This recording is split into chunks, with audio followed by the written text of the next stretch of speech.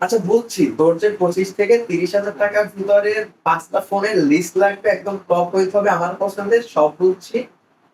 হ্যাঁ ভাই, আমি লিস্ট অনেকদিন আগেই করে রাখছি, বাট আইসা আমি করে ভিডিও রেকর্ড করা হয় নাই। আচ্ছা আমি দিচ্ছি, ওয়েট কর।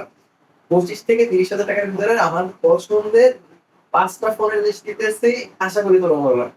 নাম্বার 5, নাম্বার 5-এ আছে iQZ11X। পারফরমেন্স আর ব্যাটারি ব্যাকআপ দিয়ে বর্তমানে দি বেস্ট ফোন এই বাজেটের ভিতরে বলা যেতেই পারে, কারণ ফোনের মার্কেটের অবস্থা কম বেশি সবাই জানি।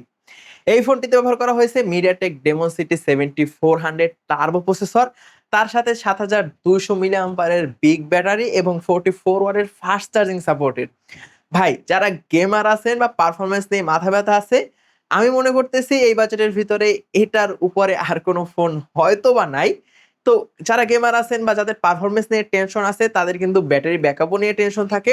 তো এই বিগ ব্যাটারি আর বিগ পারফরমেন্স কিন্তু বেশ একটা দারুণ কম্বিনেশন হতে পারে এই বাজেটের ভিতরে। তো পারফরমেন্স ওয়ালা ফোন লাগলে iQZ11X এই ফোনটা অবশ্যই ফার্স্ট কনসিডারে রাখতে পারেন। এছাড়াও ফুল এইচডি প্লাস 120 হার্জের রিফ্রেশ রেট পেয়ে যাবেন এর ডিসপ্লেতে। আর ক্যামেরার কথা যদি বলি, 50 মেগাপিক্সেলের মেইন ক্যামেরা, 2 মেগাপিক্সেলের ডেপথ সেন্সর এখনো মানুষ দেয়, আর 32 মেগাপিক্সেলের ফ্রন্ট ক্যামেরা।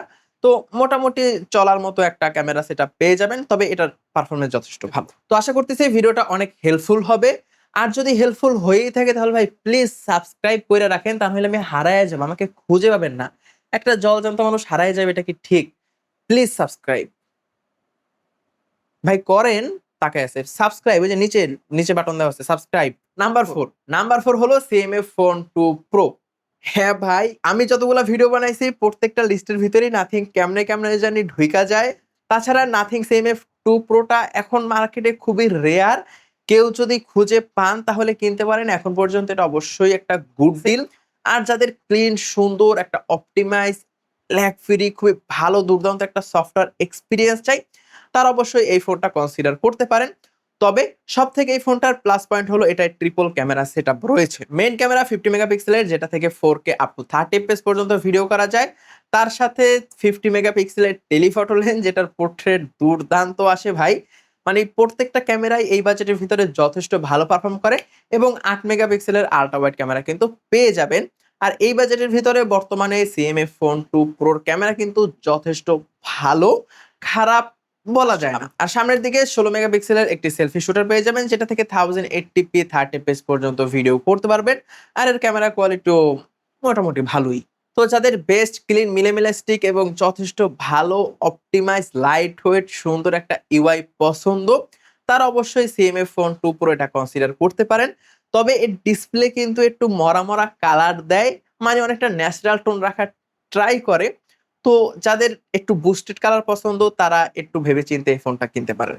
নাম্বার 3, এই লিস্টের নাম্বার 3 এতে আছে স্যামসাং গ্যালাক্সি M36।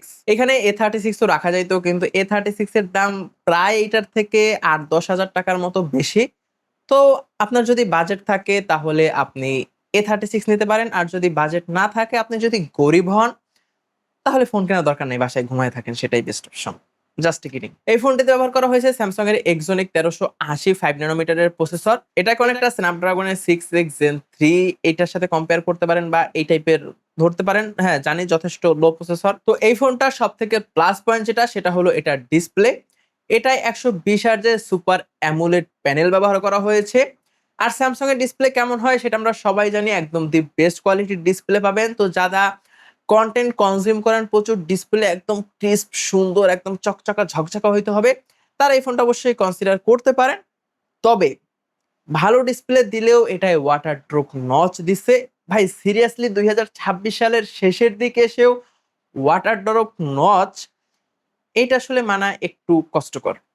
তো যাদের ওয়াটার ড্রপ নচ নিয়ে কোনো প্যারা নাই বা কোনো কিছু যায় আসে না, তারা অবশ্যই এই ফোনটা ডিসপ্লের জন্য চয়েস করতেই পারেন। তবে এই ফোনটির আরো একটি ভালো দিক হলো এটার ক্যামেরা। এটিতে 50 মেগাপিক্সেলের মেইন ক্যামেরা ব্যবহার করা হয়েছে, যেটির মাধ্যমে দুর্দান্ত ছবি আর ভিডিও পেয়ে যাবেন এই বাজেটের ভিতরে, এবং খুব যথেষ্ট ভালো ভিডিও করা যায়। যারা এই বাজেটের ভিতরে ভিডিওর জন্য ফোন কিনতে যাচ্ছেন, তারা অবশ্যই এটাকে কনসিডার করতে পারেন। তাছাড়া 8 মেগাপিক্সেলের আল্ট্রা ওয়াইড এবং 2 মেগাপিক্সেলের ম্যাক্রো ক্যামেরা ব্যবহার করা হয়েছে। ভাই ম্যাক্রো ক্যামেরা তাও 2 মেগাপিক্সেলের কে ইউজ করে আল্লাহই ভালো জানে। তো এর ক্যামেরা পারফরমেন্স মোটামুটি এই বাজেটের ভিতরে যথেষ্ট ভালো। আর এটির সেলফি ক্যামেরা হিসেবে 13 মেগাপিক্সেলের ক্যামেরা ব্যবহার করা হয়েছে, আর যেটার কোয়ালিটি ছিল মোটামুটি যথেষ্ট ভালোই। সত্যি কথা বলতে ভাই, আপনার যদি স্যামসাং এর লাভার হয়ে থাকেন, আপনার যদি দুর্দান্ত একটা ডিসপ্লে প্রয়োজন হয়ে থাকে, আপনার যদি স্যামসাং এর সুপার অ্যামোলেড প্যানেল পছন্দ হয়ে থাকে এবং আপনি যদি অনেক অনেক বছর একটা ফোন একটানা ব্যবহার করতে চান, তাহলে স্যামসাং এর বিকল্প কিচ্ছু নাই। কারণ আমরা সবাই এটা জানি যে স্যামসাং এর ফোন অনেক দিন পর্যন্ত টিকে। তো ভাই, লং টাইম একটা ফোন ইউজ করার যদি ইচ্ছা থাকে, সেক্ষেত্রে অবশ্যই স্যামসাং এর এই ফোনটা আপনি এই বাজেটের ভেতরে কনসিডার করতেই পারেন। আবার অনেকে স্যামসাং এর ফ্যান বয় আছেন যাদের স্যামসাং এর ইউআই যথেষ্ট ভালো লাগে। পার্সোনালি আমার ভাই স্যামসাং এর ইউআইটা দেখতে ভালো লাগে না, সেটা আমার পার্সোনাল চয়েস। তো এইসব বিষয় কনসিডার করার পর যদি আপনার স্যামসাং এর প্রতি একটা আলাদা দুর্বলতা থাকে, তাহলে অবশ্যই এই ফোনটাকে আপনি কনসিডার করতে পারেন। নাম্বার 2 তে আছে Motorola Edge 60 Fusion। এই বাজেটের ভিতরে এই ফোনটাও কিন্তু যথেষ্ট ভালো পারফরমেন্স, ডিসপ্লে কোয়ালিটি বা আদার্স সব দিক থেকে মোটামুটি ব্যালেন্স বা একটু ভালো টাইপের ফোন বলাই যেতে পারে। এই ফোনটিতে ব্যবহার করা হয়েছে MediaTek Dimensity 6300 প্রসেসর, তার সাথে 120 হার্জের full HD plus pOLED display quality এই বাজেটের ভিতরে যথেষ্ট ভালো। ব্যাটারি হিসেবে পেয়ে যাবেন 5200 মিলিঅ্যাম্পিয়ারের ব্যাটারি, তার সাথে পেয়ে যাবেন 68 ওয়াটের টার্বো পাওয়ার ফাস্ট চার্জিং। ভাই রে ভাই, চার্জিং এত টেকনোলজি মনে রাখাই কঠিন। আর মেইন ক্যামেরা হিসেবে 50 মেগাপিক্সেলের সোনির সেন্সর, তো যথেষ্ট ভালো হবে এটাই আশা করতেছি। এবং 8 মেগাপিক্সেলের আল্ট্রা ওয়াইড এবং ফ্রন্ট ফেসিং ক্যামেরা হিসেবে 32 মেগাপিক্সেলের একটি ফ্রন্ট ফেসিং শুটার পেয়ে যাবেন। ক্যামেরা কোয়ালিটিও বাজেটে যথেষ্ট মোটামুটি ভালোই ছিল। তো আপনার যদি Motorola Edge 60 Fusion এই ফোনটা পছন্দ হয়ে থাকে বা এই ফোনের রিকোয়ারমেন্ট স্পেসিফিকেশন গুলো আপনার ভালো লেগে থাকে, তাহলে অবশ্যই এই ফোনটা আপনি কনসিডার করতে পারেন। তবে হ্যাঁ, আমি যে ফোনগুলো আপনাদেরকে সাজেস্ট করতেছি, এই ফোনগুলো কেনার আগে অবশ্যই ফুল রিভিউ, মানে একদম ফুল ডিটেলস রিভিউ ইউটিউবে দেখে নেবেন। আর প্রাইসটা কিন্তু ডে টু ডে আপডেট হতে থাকে। তো আমি যখন ভিডিও বানাচ্ছি তখন হয়তো প্রাইস কম বা বেশি, ভবিষ্যতে প্রাইস বাড়তেও পারে, কমতেও পারে। তো ভাই, প্রাইস নিয়ে কেউ গালি দেন না প্লিজ। এই লিস্টের নাম্বার 1 আছে Xiaomi Redmi Turbo 4 Pro, না শুধুমাত্র Turbo 4।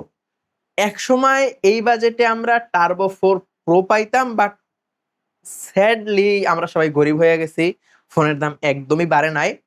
তো যাই হোক, যারা একদম ডেডিকেটেড পারফরমেন্স ওয়ালা ফোন চাচ্ছেন বর্তমানে এই বাজেটের ভিতরে, তাদের জন্য এই ফোনটা বেস্ট চয়েস হতে পারে। MediaTek Dimensity 8300 ultra 4 nanometre processor, তার সাথে 6550 মিলিঅ্যাম্পিয়ারের ব্যাটারি এবং 90 ওয়াটের হাইপার চার্জ বা হাইপার সামথিং কিছু একটা হবে আর কি, মানে 90 ওয়াটের ফাস্ট চার্জিং সোজা কথা। তো যারা ডেডিকেটেড পারফরমেন্সের জন্য ফোন কিনতে চাচ্ছেন, আমি মনে করতেছি এইটা সব থেকে বেস্ট ফোন হইতে পারে এই বাজেটের ভিতরে। আর এটার ক্যামেরা কোয়ালিটির কথা যদি বলি, 50 মেগাপিক্সেলের মেইন শুটার, সেটা থেকে আপ টু 60 এফপিএস পর্যন্ত ভিডিও করতে পারবেন। আর ছবির কোয়ালিটিও যথেষ্ট ডিসেন্ট ছিল। তার সাথে 8 মেগাপিক্সেলের আল্ট্রা ওয়াইড এবং 20 মেগাপিক্সেলের ফ্রন্ট ফেসিং ক্যামেরা কিন্তু পেয়ে যাবেন। আর হ্যাঁ, এই ফোনের ডিসপ্লেও কিন্তু 120 হার্জের। 120 হার্জ এখন বর্তমানে কমন হয়ে গেছে, তো আই থিংক এটা বলার কোনো প্রয়োজন নাই যে ডিসপ্লে কত হার্জের। ম্যাক্সিমাম ডিসপ্লে এখন 120 হার্জের, অনেকগুলো 144 হার্জ আছে। মানে 120 হার্জ এখন জাস্ট একটা কমন একটা বেস ভেরিয়েন্ট বলতে পারেন এই টাইপের। তো এই ভিডিওটি পর্যন্তই। আশা করি ভিডিওটা অনেক হেল্পফুল ছিল। হ্যাঁ ভাই, ছিল, মাইনানের ভিডিওটা হেল্পফুল ছিল। যদি হেল্পফুল হয়েই থাকে তাহলে সাবস্ক্রাইব করে ফেলেন। তো দেখা হলেও হতে পারে অন্য কোনো দিন অন্য কোনো ভিডিওতে। সে পর্যন্ত সবাই সুস্থ থাকবেন, ভালো থাকবেন। Till then take care. আসসালামু আলাইকুম।